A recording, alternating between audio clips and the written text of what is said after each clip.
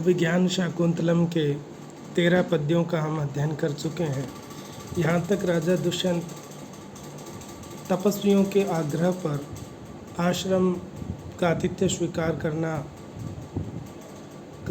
करना मान लेते हैं और आश्रम के द्वार पर पहुँचते हैं। उससे पहले कुछ दूरी पर ही अपना रथ के घोड़ों को रोक करके वो सारथी को अपने आभूषण और धनुष बाण दे करके जब वो आश्रम के अंदर प्रवेश करते हैं तो उन्हें एक शुभ शकुन होता है और उस शकुन के बारे में ही यह पद्य अगला 14वां पद्य हम पढ़ेंगे।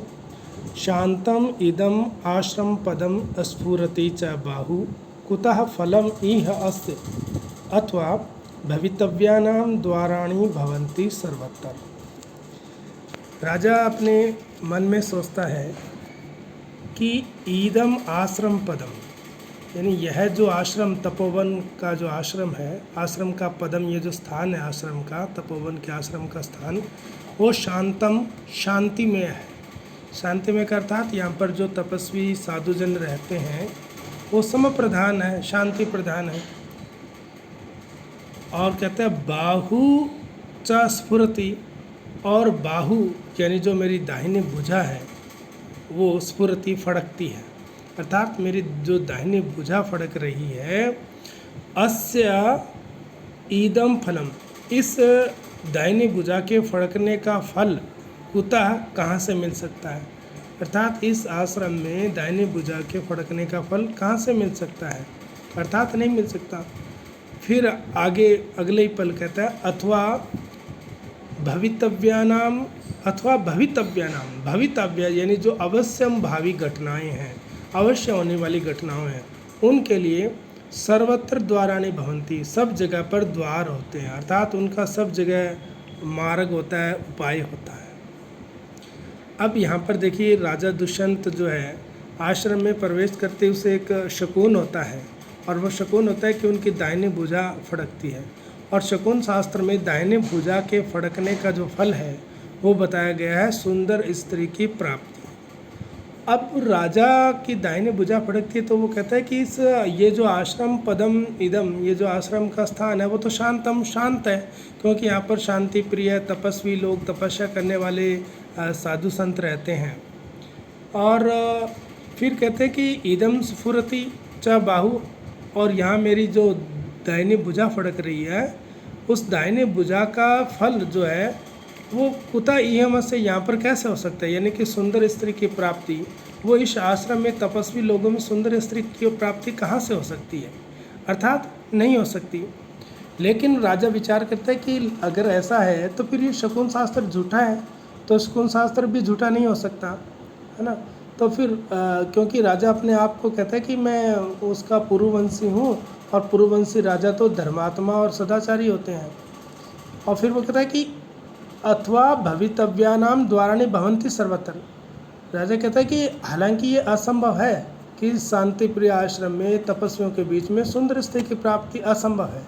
फिर वो सोचता है कि जो इस आश्रम में विश्वामित्र जैसे तपस्वियों को ही कोई अप्सरा प्राप्त हुई थी, हम मुझ जैसे लोगों को तो कहाँ हो सकती है, अर्थात असंभव है।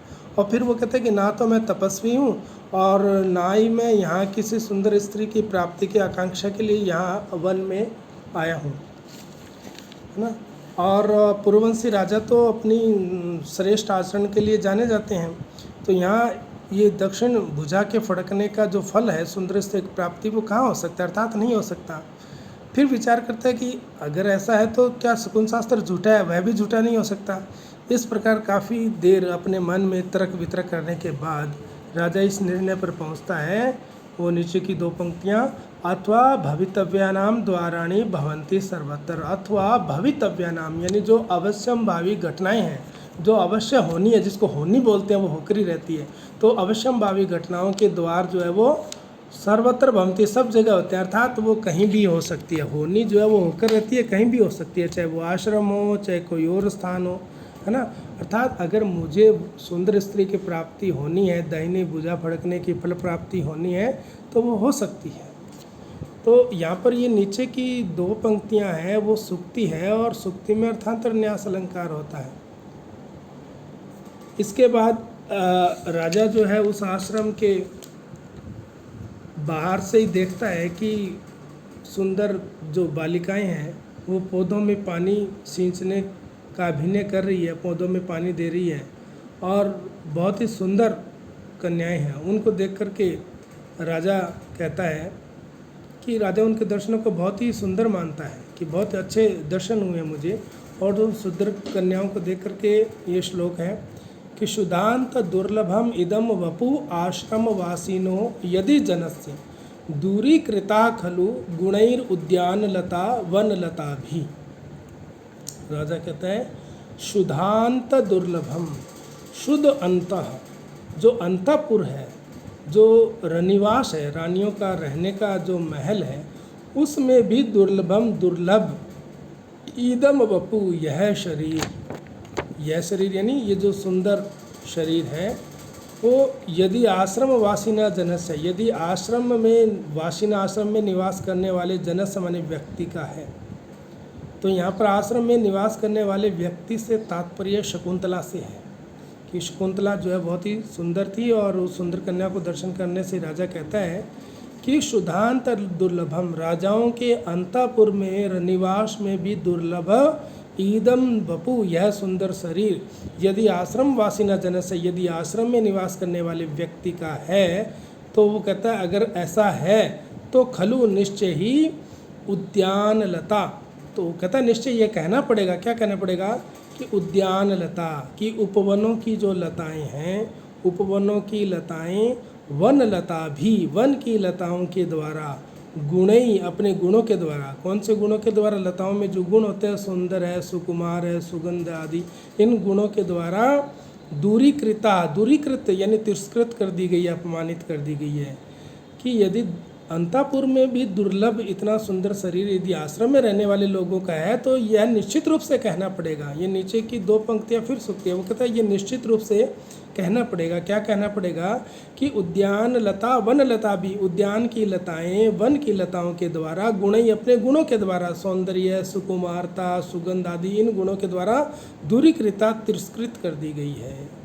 तो यहाँ पर कृत्रिम और अकृत्रिम की बातें हैं। राजा कहता है कि उपवन की जो लताएं हैं उनके लिए माली होता है स्पेशल, वो उनमें पानी सींचता है, उनकी टहनियों को काटता है, उनको सुंदर बनाता रहता है, काट छाँट करता रहता है ना, तो तब वो जो है सुंदर दिखते हैं। और यहाँ पर तो वन की लताएं और जिनको लिए कोई माली नहीं है, कोई काट छाँट करने वाला नहीं है, और फिर भी वो अपने आप में इतनी सुंदर है।